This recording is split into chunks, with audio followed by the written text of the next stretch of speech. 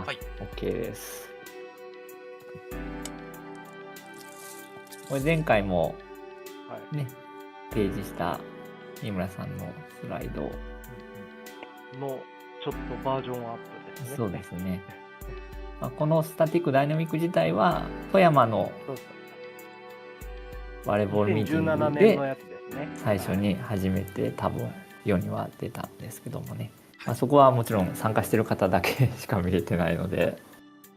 不特定多数という意味では初めてこの場でやってるわけなんですが、でちょっと分かるような例えを前回もちょっとね考えようってち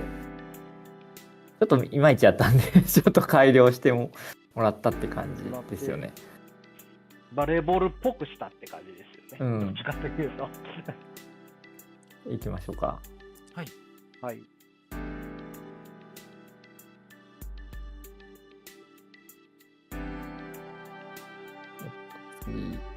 次、進みます。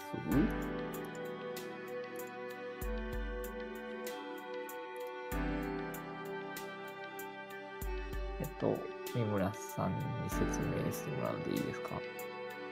はい、お願いします。申し訳ないけど絵が見えてないので、今、何ページ目いってます要は、例えばこう選手1、選手2、選手3って3人いって、ステップ1、ステップ2、ステップ3をたどってゴールにみんなでたどり着きましょうっていう、そういうゲームをちょっと頭に思い描いてもらって、そういう協調活動をみんなでやろうっていうことですね、この3人の選手で。っていうゲームを想定してみましょうと。はい。バレーボールをちょっとそういうゲームにちょっと、アナロジーしてみましょうっていうことなんですけど、で、じゃあスタティックシステムっていうのはどういうものなのかっていうですね。はい。どういう戦略でいきましょうと。じゃあ次のスライドを見てもらって、事前にパターンを決めるという。5ページ目開いてもらえると。はい、5ページ目です。開いてますね。はい。見えてないけど。で、とりあえずパターン1っていうのは、要は一番ほぼ最短でいけるような3人選手が行くようなパターン1を決めましょうと。これはもう事前にもう決めておきましょう。事前にですよね。事前に決めておくってことですね。で、1選手はこことこのノードを通ると。この2選手はこのノードを通る。3選手さんはこのノードを通ると。で、次のスライド行ってもらって。ノードっていうのはちょっと言わない方がいいかもしれない。ノードとエッジの話、ですね。点とこの丸の図で表されてるのが、場所だと思っていただいて、で矢印がそこに通り道とかゲートとかそこを通るっていう。通り道だと思ってください。で、パターン2がこういうちょっと広がったようなパターンで、これも事前に覚えてる、みんな選手が覚えてる。パターン2って言ったらみんなこれを自分はここ通るっていう覚えてるってことですね。で、パターン3がちょっと複雑な経路で、ちょっとクロスしてるけど、事前に覚えてたら相手にはバレないけど、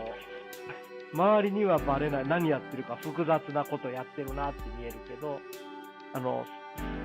選手たちはもう決まってるので、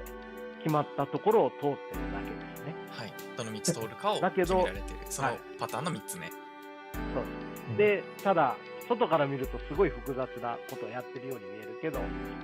選手たちは単純に決まってると。じゃあ、どうやって実行するかっていうと、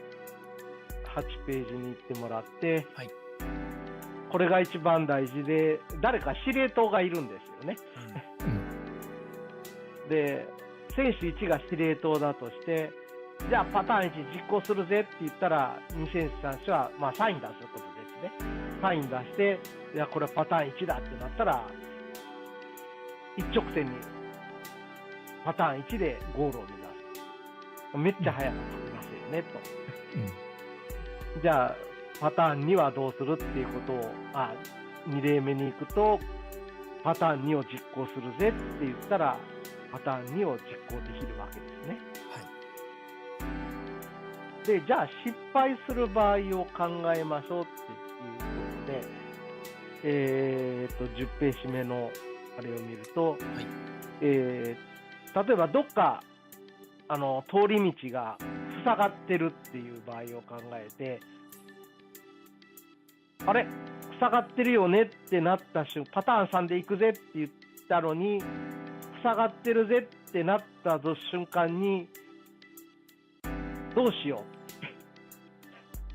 パターンでしか決めてないので、塞がった時に、どうするかよく分かんないってなっちゃう。まあそこからどうにか復旧はできるかもしれないけど、ちょっと時間がかかっちゃうよね。まあ多くの場合フリーズしちゃうよねというようなことが起きますよねというのが、まあ、パターンを決めて実行する場合、パターンを決めてチームで動く場合ということになります。じゃあ今ダイナミックシステムって考えてるのはどういうものかっていうと、